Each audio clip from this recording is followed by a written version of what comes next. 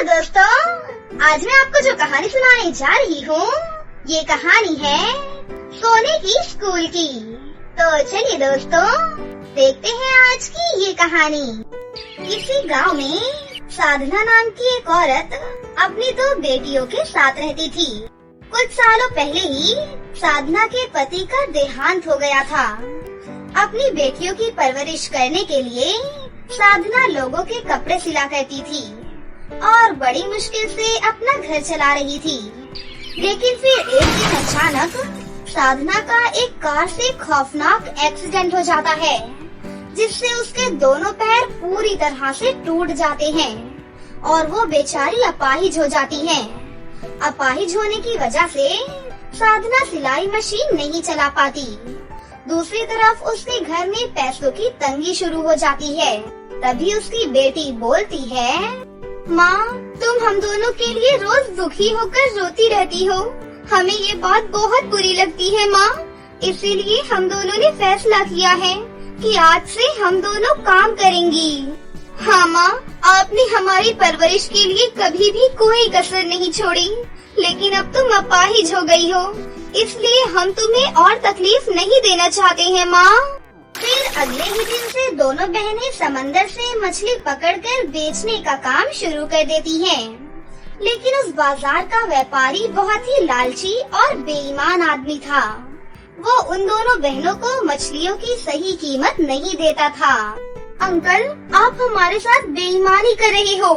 आप हमारी मछलियों की हमें बहुत कम कीमत देते हो। हमें ये बात बिल्कुल भी पसंद नहीं है अंकल। हाँ, हम दोनों इतनी मेहनत करके मछलियाँ पकड़ती हैं और आप हमें बहुत ही कम पैसे देकर हमारी मछलियाँ खरीद लेते हो। ये तो सरासर धोखेबाजी है। अच्छा, तो ये बात है। कुछ ही दिनों में तुम दोनों के अंदर अकड़ आ गई।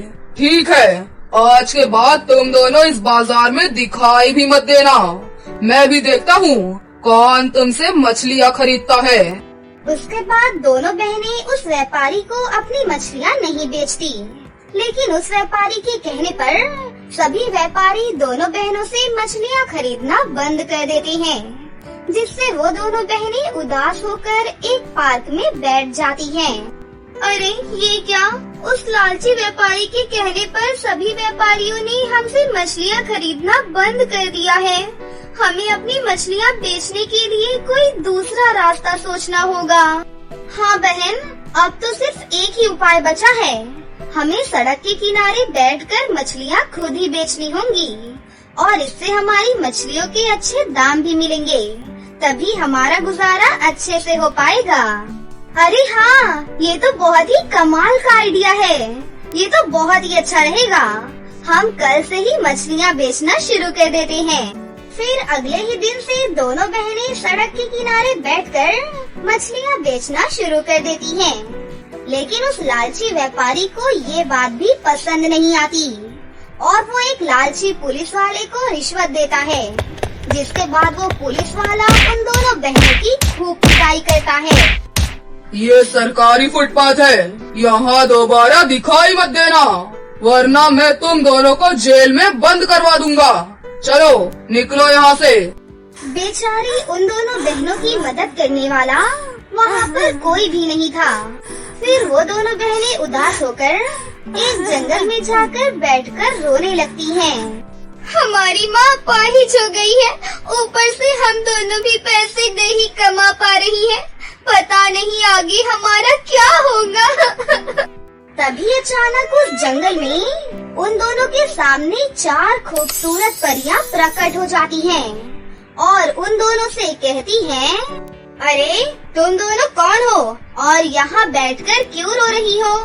तुम्हारे रोने की आवाज हमारे परी लोग तक आ रही है। तुम्हारे रोने की वजह से हम अपनी पढ़ाई भी नहीं कर पा रही हैं। हम दोनों बहुत दुखी हैं। हमारे गुजारे के लिए हमारे पास बिल्कुल भी पैसे नहीं हैं। हमारी अपाहिज माँ भी है। हम चाहकर भी उसकी मदद नहीं कर पा रहे हैं परी जी। अच्छा, तो ये बात है। तुम चिंता मत करो। चलो हमारे साथ हमारी जादुई सोने की स्कूल की जादुई क्लास में चलो। वहाँ तुम्हारी सारी समस्या दूर हो जाएगी। फिर वो दोनों बहनें परियों के साथ जाने के लिए तैयार हो जाती हैं। उसके बाद वो सभी परियां दोनों बहनों को अपने जादू से परी लोग की सोने की स्कूल के पास ले जाती हैं। फिर वो दोनों बहनें उस स्कूल के अंदर जाती हैं। वो देखती हैं कि वो क्लास पूरी सोने की बनी हुई थी और वहाँ पर एक टीचर परी सभी परियों को जादुई पढ़ाई पढ़ा रही थी और सभी परियां बड़े ही ध्यान से पढ़ाई कर रही थी। उसके बाद वो दोनों बहनें उन सभी परियों के साथ बैठकर पढ़ाई करने लगती हैं। फिर परियों के कहने पर वो टीचर परी उन दोनों बहनों को तरह तरह के जादू सिखाने लगती हैं। फिर वो दोनों बहनें मन लगाकर जादू सीखने लगती हैं। ऐसे ही वो रोजाना जंगल में आ जाती थी और वो जादुई परियां उन्हें सोने के स्कूल में लेकर जाती थी। उधर कुछ महीनों की मेहनत के बाद दोनों बहनें बहुत सारी जादुई विद्या सीख जाती हैं। साथ ही वो सभी दयालु परियां दोनों बहनों को ढेर सारे सोने के सिक्के भी देती हैं, जिससे उनके घर की आर्थिक स्थिति पूरी तरह से बदल जाती है। जादू सीखने के बाद वो दोनों गांव के बाहर मैदान में टेंट लगाकर मैजिक शो दिखाना शुरू कर देती हैं। दोनों बहनें जादुई विद्या की मदद से तरह तरह के जादू दिखाकर लोगों को हैरान कर रही थी। अरे वाह, ये दोनों बहनें तो बहुत अच्छा जादू दिखाती हैं। अब से मैं अपनी पूरी फैमिली के साथ यहाँ पर हर हफ्ते जादू देखने आऊँगा। हाँ, ये बात तो तुमने बिल्कुल सही कही। इन दोनों का जादू बहुत ही अनोखा है। ऐसा जादू मैंने अपने पूरे जीवन में कहीं भी नहीं देखा। इस तरह वो दोनों बहनें बहुत ही फेमस जादूगरनियां बन जाती हैं। जादू दिखाने की वजह से उन दोनों की बहुत कमाई होने लगती है। दूसरी तरफ वो दोनों बहनें अपनी जादुई विद्या से एक जादुई कुत्ता प्रकट करती हैं और उस लालची व्यापारी के पीछे उस जादुई कुत्ते को छोड़ देती हैं। वो कुत्ता उस लालची व्यापारी की खूब पिटाई करके उसे सबक सिखा देता है। अगर दोबारा तूने कभी किसी को भी परेशान किया तो ठीक नहीं होगा। नहीं, मुझे मेरा सबक मिल गया है। आज के बाद मैं कभी किसी को भी परेशान नहीं करूँगा। ये देख दोनों बहनें बहुत खुश होती हैं। उसके बाद वो दोनों बहनें अपनी माँ साधना का पैर अपनी जादुई शक्ति से बिल्कुल ठीक कर देती हैं। फिर कुछ ही दिनों के बाद साधना दोनों बहनों से कहती है, तुम दोनों को कामयाब होता देख मुझे बहुत खुशी हो रही है। देखो, अब हमारे पास पैसों की कोई कमी नहीं है, इसीलिए मैं चाहती हूँ कि तुम दोनों गरीबों की भी मदद करो। माँ, ये आपने बिल्कुल सही कहा। मैं भी यही बात सोच रही थी। चलो, हम आज से ही गरीबों की मदद करना शुरू कर देते हैं। उस दिन के बाद से वो तीनों हर शाम गरीबों को मुफ्त में खाना और कपड़े बांटना शुरू कर देती हैं। भूखों को खाना खिलाकर और कपड़े बांटकर तीनों को बहुत सुकून मिलता है। इस तरह वो तीनों दूसरों का भला करके अपना जीवन हंसी खुशी से जीने लगती हैं। एक गांव में पूनम अपनी नानी चमेली और अपने मामा मामी के साथ रहती थी। बचपन में ही पूनम के माता पिता की मृत्यु हो गई थी। उसकी नानी ने ही उसे पाल पोस कर बड़ा किया था। उसके मामा मामी की एक बेटी थी जिसका नाम टीना था। पूनम को उसकी मामी बिल्कुल भी पसंद नहीं करती थी।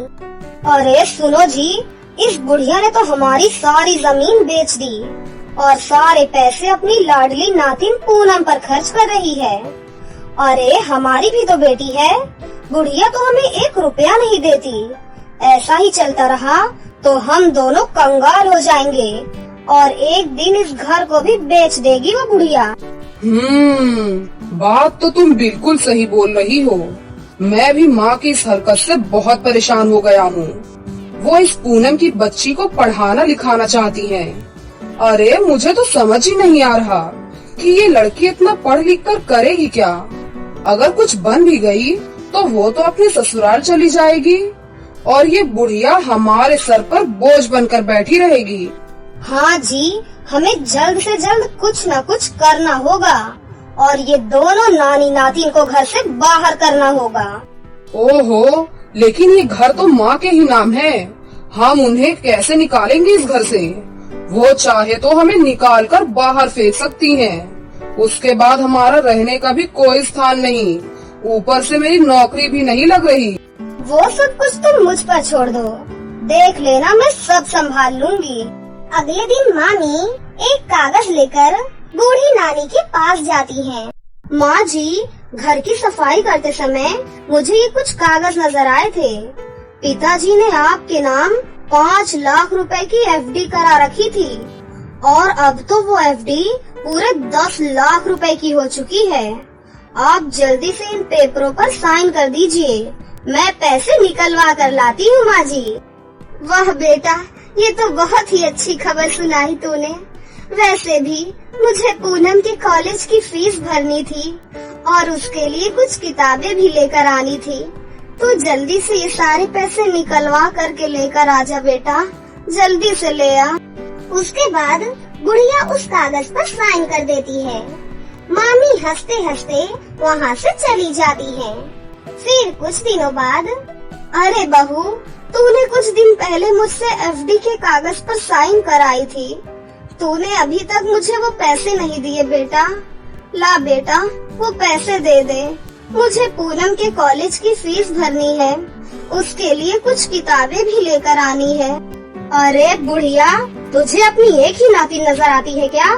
दूसरी पोती नहीं है क्या तेरी? तू कभी भी उसके बारे में नहीं सोचती? मैं तुझे एक फूटी कौड़ी नहीं देने वाली और मेरे पास कोई एफडी नहीं थी, समझी तू? मैं तो बस तुझसे जमीन और जायदाद के कागज पर साइन कराने आई थी और तूने खुशी खुशी अपनी सारी जमीन जायदाद सीधा मेरे ही नाम कर दी। इतना कहकर उसकी मामी जोर जोर से हंसने लग जाती है। तभी उसके मामा वहाँ आ जाते हैं। देख बेटा, तेरी पत्नी ये क्या बोल रही है? उसने धोखे से सारी जायदाद अपने नाम करा ली है, ये तो गलत बात है ना बेटा? अरे माँ, इसमें गलत क्या है? तू हमेशा एक ही नातिन के बारे में सोचती है, सारे पैसे उसी के ऊपर उड़ाती है। हम तो तेरे जैसे कुछ है ही नहीं। आपने कभी भी आज तक हमारे बारे में नहीं सोचा।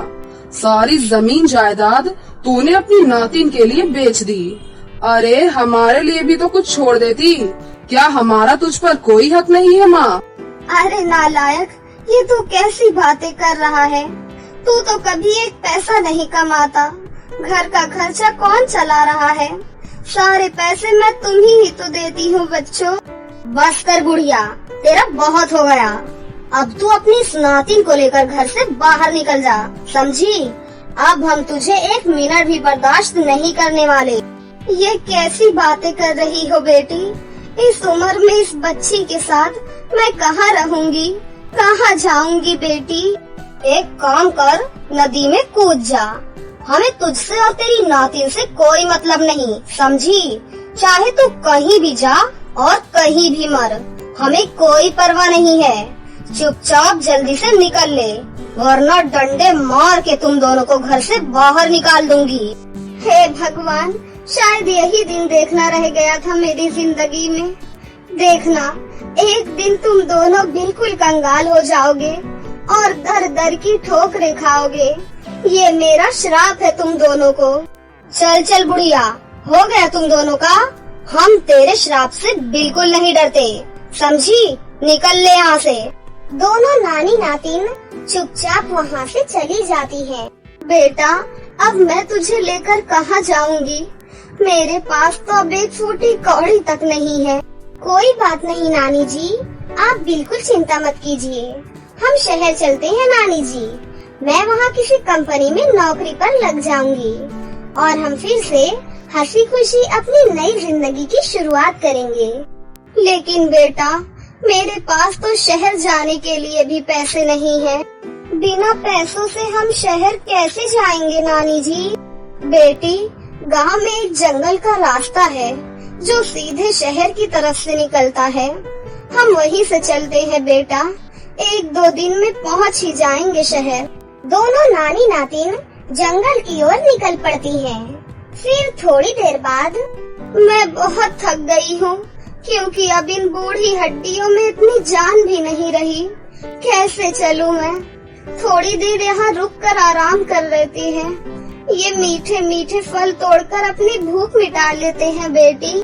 ठीक है नानी जी, आप एक काम कीजिए, आप यहाँ पर बैठ जाइए, मैं आपके लिए मीठे मीठे फल लेकर आती हूँ। उसके बाद पूनम फल तोड़ने के लिए चली जाती है। तभी उसे जंगल में सोने चांदी के 2 पर्स घर दिखाई देते हैं। ये देखकर पूनम हैरान रह जाती है और सीधा अपनी नानी के पास जाती है। नानी जी, जल्दी से मेरे साथ चलिए, मुझे आपको कुछ दिखाना है। पूनम अपनी नानी को लेकर उन पर्स घर के पास लेकर जाती है। ये देखो नानी जी, यहाँ 2 सोने चांदी के पर्स घर है नानी जी। तभी वहाँ पर एक परी प्रकट हो जाती है। अरे वाह नानी जी, लगता है हम परीलोक में आ गए हैं। आइए, आप दोनों का हमारे परीलोक में बहुत बहुत स्वागत है। हमें माफ करना बिटिया, हम गलती से आ गए यहाँ पर। नानी जी, हम तो खुद आपको यहाँ लाना चाहते थे। ये जादुई पर्स घर भी उन्हीं को दिखाई देते हैं जिन्हें हम दिखाना चाहते हैं। आपकी ये नातिन पूनम बहुत ही ईमानदार और नेक दिल लड़की है। हमारी रानी परी ने एक काम के लिए आपकी नातिन को चुना है। परी पूनम को लेकर 2 सोने और चांदी के जादुई पर्स घर के सामने जाती है। इस एक पर्स घर में हमारी रानी की बेटी कैद है। पूनम, तुम्हें उसे बचाना होगा। जरूर, मैं उन्हें जरूर बचाऊंगी। इतना कहकर परी वहाँ से चली जाती है और तभी दोनों जादुई घर बोलते हैं, देख लड़की, तू उस रानी की बेटी को मत बचा, तू जल्दी से मेरे अंदर आ जा। मैं तुझे खूब ढेर सारी धन दौलत दूंगा। जिंदगी भर तुझे कमाने की कोई जरूरत बिल्कुल भी नहीं पड़ेगी।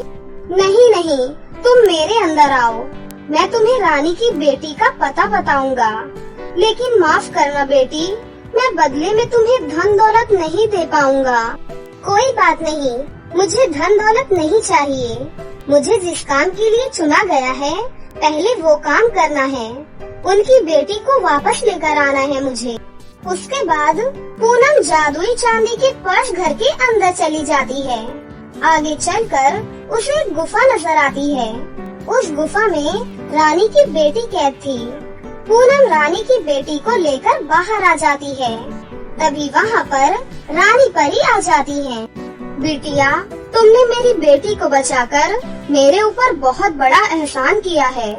तुमने लालच नहीं किया। तुम बहुत ही अच्छी और नेक दिल की लड़की हो। ये जादुई सोने का घर आज से तुम्हारा हुआ बेटी। तुम इससे जितना चाहोगी उतना सोना और चांदी ले जा सकती हो। इतना कहकर परी वहाँ से चली जाती है और पूनम जादुई सोने के घर के अंदर जाती है और सोना लेकर बाहर आ जाती है। उसके बाद वो अपनी नानी को वो सारी बातें बताती है। फिर दोनों शहर जाकर अपना एक सुंदर सा घर बना लेते हैं और खुशी खुशी उस घर में रहने लगते हैं। अब जब भी उन्हें पैसे की जरूरत होती तो वो जादुई पर्स घर से मांग लिया करती थी। तो दोस्तों, कैसी लगी आपको हमारी ये कहानी? अगर आपको हमारी कहानी अच्छी लगी हो तो इसे जरूर लाइक करें। साथ ही हमारे चैनल को सब्सक्राइब भी कर लें और बेल आइकन